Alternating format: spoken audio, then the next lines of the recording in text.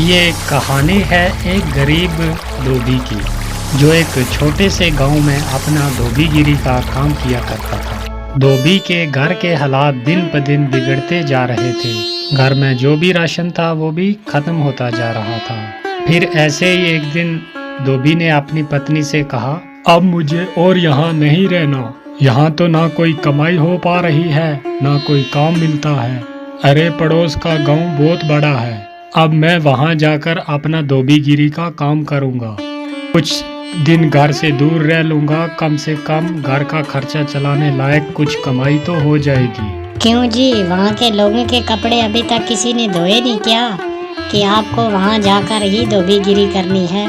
अरे अपनी जन्मभूमि में रहकर दो सिक्के कमाए नहीं जाते तुमसे कि चले पराए गांव कमाने के लिए। फिर अगले दिन सुबह चुपचाप धोबी अपने घर से निकला और दूसरे गांव की तरफ चल दिया। दोपहर होने तक वो पड़ोस के गांव में पहुंच गया। हारा थका जब धोबी वहां पड़ोस के गांव में पहुंचा तो वो हैरान रह गया ये देखकर कि उससे पहले ही वहां पर बहुत सारे धोबी हैं जो अपना काम काज कर रहे हैं। अरे यहाँ तो इतने सारे धोबी मुझसे पहले ही अपनी दुकान लगाए बैठे हैं। ऐसे मुझ अनजान धोबी के पास ग्राहक कैसे आएंगे? लगता है इस गांव से भी खाली हाथ ही लौटना पड़ेगा वापस। नहीं नहीं, खाली हाथ भी तो घर नहीं जा सकता, लेकिन क्या करूं? तभी फिर धोबी ने ग्राहकों को अपने पास बुलाने की एक तरकीब सोची। फिर उसने अपनी दुकान लगाई नदी के किनारे और वहाँ पर एक बड़ा सारा बोर्ड लगाया और बोर्ड पर बड़े बड़े शब्दों में लिख दिया, सबसे सस्ता धोबी। यहाँ हमारे कपड़े धोने के साथ साथ इस्त्री मुफ्त में की जाती है। और लोगों ने जब ये चीज़ देखी तो उन्हें कुछ नया देखने को मिला। अरे वाह, कपड़े धुलाई के साथ इस्त्री मुफ्त। अरे भाई ये लो, मेरे कपड़े ज़रा अच्छे तरीके से धो देना और साथ में अच्छी से इस्त्री भी कर देना। हाँ हाँ सेठ जी, अभी किए देता हूँ। फिर धोबी ने अच्छे तरीके से कपड़े धोकर इस्त्री करके सेठ को दे दिए। ये लीजिए, अब आपके कपड़े एकदम नए जैसे बन गए हैं। अरे भाई वाह, ये तो कमाल हो गया, सच में ये तो बिल्कुल नए जैसे लगते हैं। ऐसे ही फिर दूसरा ग्राहक आया, फिर तीसरा। उसने फिर बहुत मेहनत से काम किया। कुछ ही दिनों में उसने 5 सोने के सिक्के जमा कर लिए। आज तो मैंने बहुत सारे पैसे कमा लिए। यदि ऐसे ही काम काज चलता रहा तो मैं कुछ ही दिन में काफ़ी पैसे जमा कर लूँगा और एक घोड़ा खरीदूँगा। उनमें से 2 सोने के सिक्कों के बदले उसने एक व्यापारी से एक घोड़ा ले लिया और घर लौटने का फैसला किया। अगले दिन उसने अपना सारा सामान बांधा और घर के लिए निकल पड़ा। अपने रास्ते में उसे एक घने जंगल से गुजरना पड़ा, जहां पर उसने डाकुओं का एक झुंड देखा। हे भगवान, ये तो डकैत लगते हैं, ये तो मेरा सारा पैसा लूट लेंगे। मैं एक बार फिर से गरीब हो जाऊंगा। अब मैं क्या करूं? कुछ तो करना पड़ेगा। वो धोबी बहुत चतुर था, उसने हिम्मत नहीं हारी। फिर एक तरकीब सूझी। उसने एक सोने का सिक्का लिया और घोड़े के गले में बांध दिया। फिर आगे चल पड़ा और डाकुओं ने उसे पकड़ लिया। अरे ओ, जल्दी जल्दी अपना पैसा निकालो, फटाफट करो। देखो, मैं एक गरीब धोबी हूँ, इस घोड़े के सिवा मेरे पास कुछ नहीं है, कृपया मुझे जाने दो डाकू भाई। और जैसे ही ये बोला और घोड़े ने थोड़ी गर्दन हिलाई और वो सोने का सिक्का नीचे गिर गया। अच्छा मक्कार, झूठे इंसान, तेरी हिम्मत कैसे हुई हमसे झूठ बोलने की? अगर तेरे पास पैसे नहीं हैं तो ये सोना फिर कहाँ से आया? जल्दी बोल। रुकिए रुकिए भाई, मैं अभी आपको सब सच बताता हूँ। दरअसल ये घोड़ा सोना उत्पन्न करता है, इसी वजह से मुझे सारे पैसे मिलते हैं। ठीक है, ये घोड़ा तुझे हमें देना होगा, हम तभी तुम्हें यहाँ से जिंदा जाने देंगे। नहीं नहीं, बिल्कुल नहीं, अगर मैं ये घोड़ा तुम्हें दे दूंगा तो मेरे पास तो कुछ भी नहीं बचेगा। चलो, इसके बदले हम तुम्हें 50 सोने के सिक्के देंगे। हाँ ठीक है, चलो, एक बात का ध्यान रखना, कि बारी बारी के साथ इस घोड़े को अपने पास रखना, वरना आखिर में तुम पैसे के लिए लड़ते ही रह जाओगे। धोबी ने घोड़ा बेच दिया और अपने घर की तरफ चल पड़ा और वो बहुत खुश था कि उसे सोने के काफ़ी सिक्के मिल गए और उन पैसों से उसने अपने गांव में थोड़ी सी ज़मीन खरीदी। और इसी बीच वो डकैत भी उस घोड़े को लेकर अपने अड्डे पे पहुंच गए। वहां डकैतों के सरदार ने अपने आदमियों से कहा, इस गिरोह के सरगना होने के नाते इस घोड़े को सबसे पहले मैं ही अपने पास रखूंगा। उन सब ने सरदार की बात मान ली और घोड़ा सरदार अपने साथ लेकर रात चला गया। अगली सुबह जब वो उठा तो उसने देखा कि उसके अस्तबल में कुछ भी नहीं था। उसने पूरा अस्तबल सही से देखा, वहां कुछ भी नजर न आया और वो जान गया कि उस धोबी ने उसको बेवकूफ़ बना दिया। इस बीच एक और डकैत वहां पर आया। सरदार, आपको सोना मिला, हमें भी ज़रा बताइए कि घोड़े ने कितना सोना उत्पन्न किया, कितने सिक्के मिले आपको? तुम खुद ही पता लगा लोगे जब ये घोड़ा आज रात तुम्हारे पास रहेगा, ठीक है? और सरदार ने किसी से कुछ नहीं कहा क्योंकि वो किसी के सामने बेवकूफ़ नहीं बनना चाहता था। फिर एक एक करके सभी डकैतों ने घोड़े को अपने पास रखा, पर उसमें से किसी को कुछ भी नहीं मिला और वो सब समझ गए कि उन्हें उस धोबी ने बेवकूफ़ बनाया है। अरे दोस्तों, उस धोबी ने हमें बेवकूफ़ बनाया है, अब हम उसे सबक सिखाएंगे। सरदार, उसने ये साधारण सा घोड़ा हमें 50 सोने के सिक्कों के बदले दिया है, बहुत बड़ा धोखा हो गया। हम उससे अपना पैसा वापस लेंगे सारा और हमें धोखा देने की जुर्रत की सजा देंगे उसको। हाँ, चलो चलो। फिर वो सब उस धोबी की घर की तरफ निकल पड़े और धोबी ने उन सब को अपने घर की तरफ आते हुए देख लिया। फिर धोबी अपने घर गया जल्दी जल्दी और अपनी पत्नी से बोला, मेरी बात ध्यान से सुनो, अभी डकैतों का झुंड एक यहाँ पर आएगा। जब वो मेरे बारे में पूछे तो उनसे कहना कि मैं घर पे नहीं हूँ, खेतों में काम कर रहा हूँ। ये बोलकर वो अपने घर के पीछे छुप गया। कुछ देर के बाद वो डकैत वहां आ पहुंचे। वो धोबी कहाँ है? हम उससे बात करना चाहते हैं, जल्दी बुलाओ उसे। वो तो अपने खेत में गए हुए हैं काम करने के लिए। रुको, मैं अपनी बकरी को भेजती हूँ उन्हें बुलाने के लिए।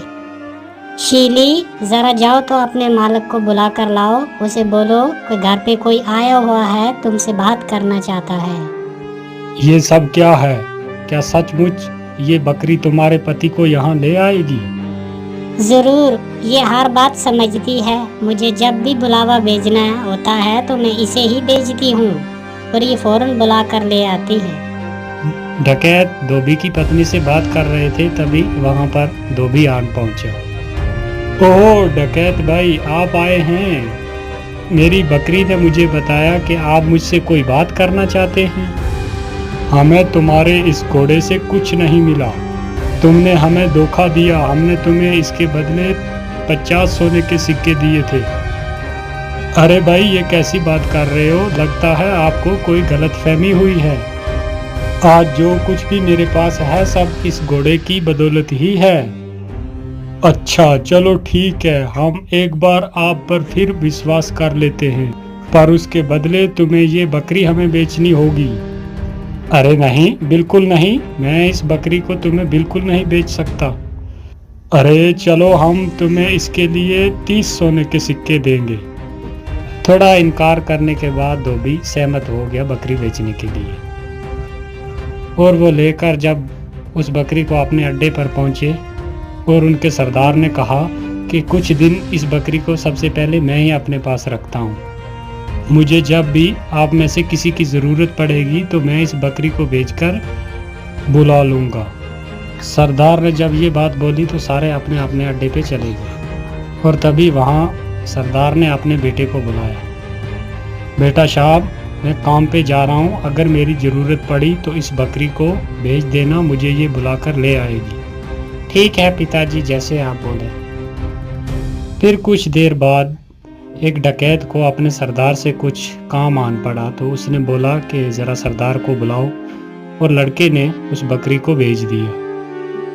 और सरदार के बेटे ने उस बकरी को अपने पिता को बुलाने के लिए भेज दिया और वो बकरी वहाँ से निकली और बजाय सरदार के पास पहुँचने के सीधा धोबी के घर पे आ गई। जब सरदार घर वापस आया तो उसने देखा कि वहाँ पर बकरी तो है ही नहीं और वो ये बात जान गया कि बकरी जरूर अपने मालिक के पास गई होगी और वो फिर अकेला उस धोबी के घर गया। सुनो, क्या वो बकरी तुम्हारे पास आई हुई है?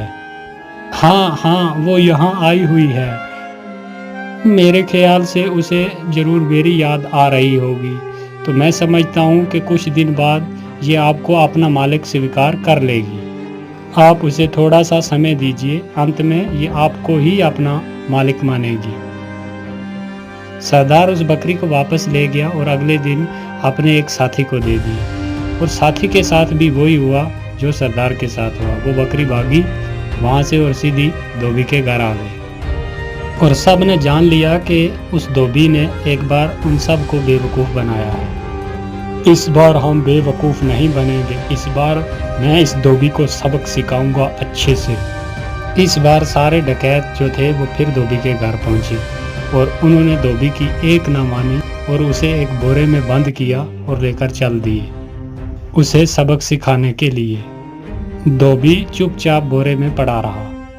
फिर वो एक जंगल से गुजर रहे थे तो उन्हें भूख प्यास बहुत लग गई। तो एक ने बोला, सरदार भूख बहुत लग गई है, तो मैं सोचता हूँ कि इस जंगल में से कुछ फल ढूंढकर खा लें, फिर चलते हैं। तो सरदार ने सुनकर भी उनकी बात और वो भी सहमत हो गया और वो बोरा एक जगह रखकर जंगल में फल ढूंढने के लिए चले गए। बकरी चराने वाला एक वहाँ से गुजर रहा था, तो जब उस धोबी के कानों में बकरियों की आवाज़ पड़ी तो उसने ज़ोर ज़ोर से चिल्लाना शुरू कर दिया, मैं ऐसा नहीं करूँगा, मैं ऐसा बिल्कुल नहीं करूँगा, छोड़ दो मुझे, छोड़ दो, जाने दो मुझे, जाने दो, मैं नहीं कर सकता।